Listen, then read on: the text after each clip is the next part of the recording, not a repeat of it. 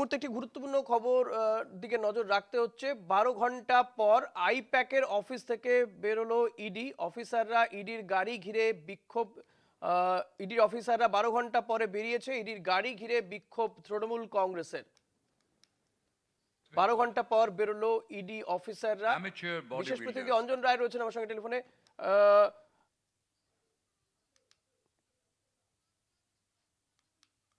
১২ ঘন্টা পর আইপ্যাকের অফিস থেকে বেরোলো ইডি অফিসাররা, ইডির গাড়ি ঘিরে বিক্ষোভ তৃণমূল কংগ্রেসের। যে ছবি আপনারা দেখতে পাচ্ছেন, ইডির অফিসে, ইডি তারা আইপ্যাকের অফিসে যায় আজ সকাল সকালই। আইপ্যাকের যিনি কর্ণধার প্রতীক জৈন তার বাড়িতে এবং তার Wrestling অফিসে assist. ইডি তল্লাশি চালায়। আমরা দেখেছি যে মুখ্যমন্ত্রী মমতা বন্দ্যোপাধ্যায় তিনি প্রথমে প্রতীক জৈনের বাড়িতে পৌঁছে যান, সেখান থেকে তিনি একটি ফাইল নিয়ে আসেন, সবুজ রঙের একটি ফাইল। তার দাবি,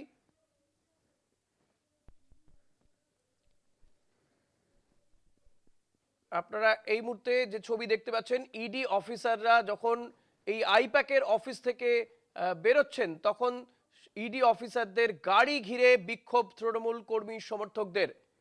১২ ঘন্টা পরে আইপ্যাকের অফিস ছাড়লো ইডি, আর ইডির গাড়ি ঘিরে বিক্ষোভ তৃণমূল কর্মী সমর্থকদের। প্রচুর কেন্দ্রীয় বাহিনীও রয়েছে সেখানে। আইপ্যাকের অফিস থেকে বেরোলো ইডি অফিসাররা, ইডি অফিসারদের গাড়ি ঘিরে বিক্ষোভ তৃণমূল কর্মী সমর্থকদের। বিশেষ প্রতিনিধি অঞ্জন রায় রয়েছেন। অঞ্জন দা, কি পরিস্থিতি এই মুহূর্তে? দেখো, এই মুহূর্তে বেরিয়ে গেছেন ইডির শেষ টিম, এবং সেই শেষ টিমে কার্যত ইডির অফিসার যারা এসেছিলেন সব মিলিয়ে প্রায় 7 জন মতন। তারা তাদেরকে সেন্ট্রাল ফোর্স এবং রাজ্য পুলিশের বাহিনী বিশাল কর্ডন করে তাদেরকে গাড়িতে তুলে দেয়, গাড়ি বেরিয়ে যায়। এবং এখানে তৃণমূল কংগ্রেসের একটা জমায়েত ছিল, প্রায় 400-500 জন লোক, মহিলা সমেত। তারা বিক্ষোভ করেন, তারা মুখে জয় বাংলা স্লোগান দেন, বিজেপি হায় হায় স্লোগান দেন।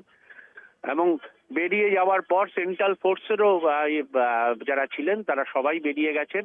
এই মুহূর্তে চত্বর ফাঁকা, শুধু বিধাননগর পুলিশ আইপ্যাকে যাওয়ার যে রাস্তা, সেই রাস্তা আপাতত বন্ধ রেখেছে, কাউকে ঢুকতে দিচ্ছে না। তৃণমূল কর্মী যারা ছিলেন তারাও বেরিয়ে গেছেন।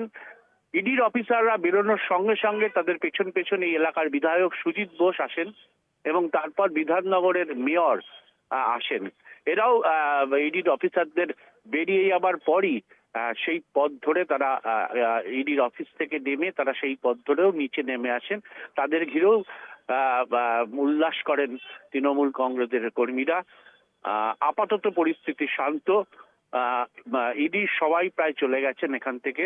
তৃণমূল কর্মীরাও, নেতারা যারা ছিলেন তারাও প্রায় সবাই চলে গেছেন। সুজিত বোস ছিলেন, বিধাননগরে মেয়র ছিলেন, সব্যসাচী বসু ছিলেন, এরা যারা ছিলেন, যারা সল্টলেক নিউ টাউনের নেতা তৃণমূলের, তারা এসছিলেন। প্রায় 300-400 মব ছিল, কর্মীরা ছিলেন, মহিলারা প্রচুর পরিমাণে ছিলেন। তারাও ধীরে ধীরে এই এলাকা ছাড়ছেন। অনেক ধন্যবাদ অঞ্জন দা। কথা বলছিলাম বিশেষ প্রতিনিধি অঞ্জন রায়ের সঙ্গে।